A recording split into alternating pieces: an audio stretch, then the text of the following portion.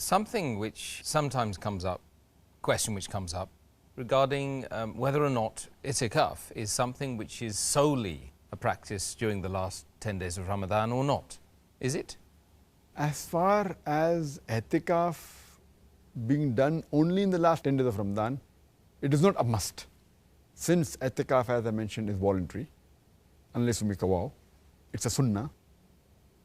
It can be done in any day of the year.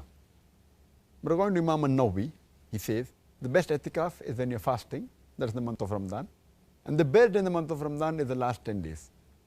So the best preferable days are the last 10 days of Ramadan. But you can do any other day of Ramadan, any other day of the year.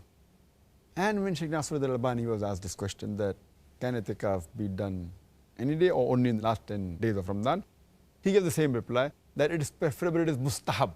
It's encouraged to do itikaf in the last 10 days of Ramadan because of seeking Laylatul Qadr. Otherwise, it can be done any day of Ramadan, any day of the year. It's mentioned in Sahih Bukhari, volume number 8, in the book of Oaths and Vows, hadith number 6697. Hazrat Umar, may Allah be pleased with him, in the days of ignorance, in Yawm al-Jahiliyyah, before he accepted Islam, he had vowed that he would do itikaf for one night in the Masjid al-Haram. And the Prophet said, fulfill your vow. That means, Hazrat Umar, may Allah be pleased with him, he did itikaf in one of the nights, any night of the year. It's further mentioned in Sahih Muslim, volume number 2, in the book of fasting, hadith number 2641, that the Prophet did itikaf for the first 10 days of Shawwal.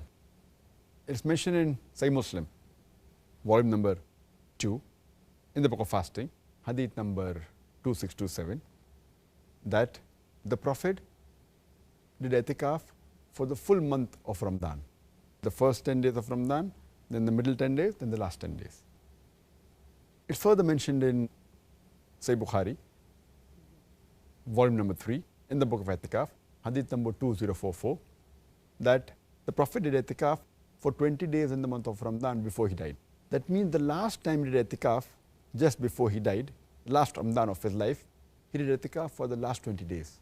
And it's mentioned in the hadith that because Archangel Gabriel, he rehearsed with him the Quran twice, therefore he did for 20 days.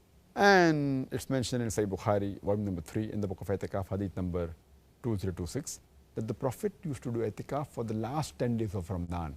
And after he died, his wife continued with the practice. So it indicates that doing itikaf in the last 10 days, it's preferable, it's the best. Otherwise, you can do itikaf in any other day of Ramadan, any other day of the year.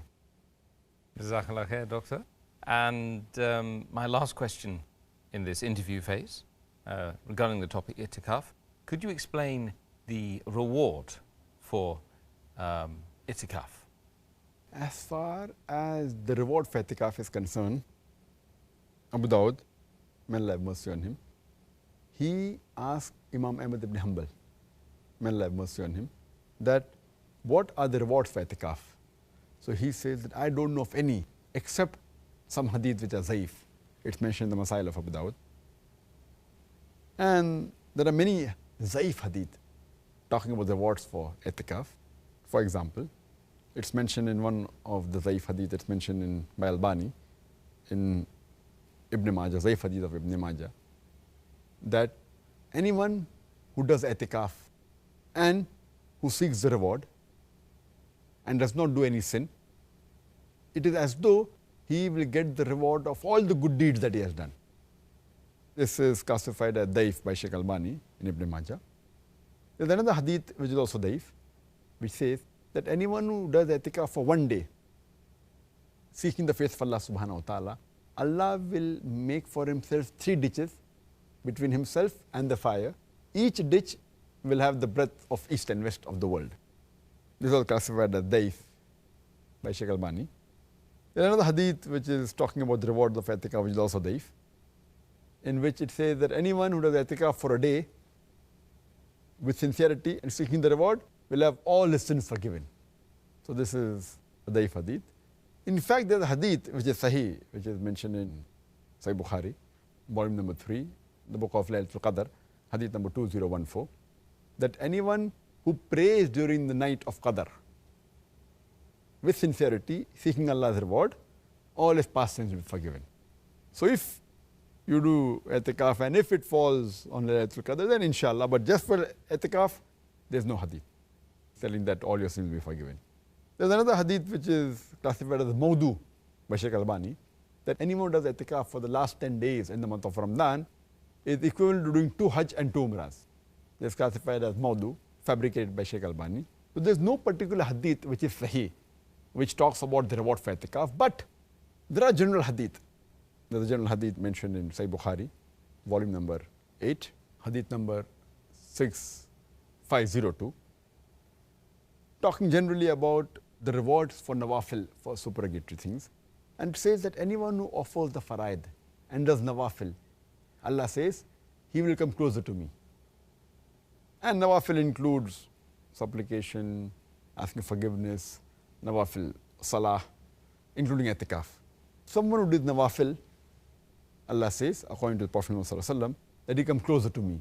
And I become his sense of hearing through which he hears, his sense of seeing from which he sees, his hand from which he grips, his legs, the way he walks.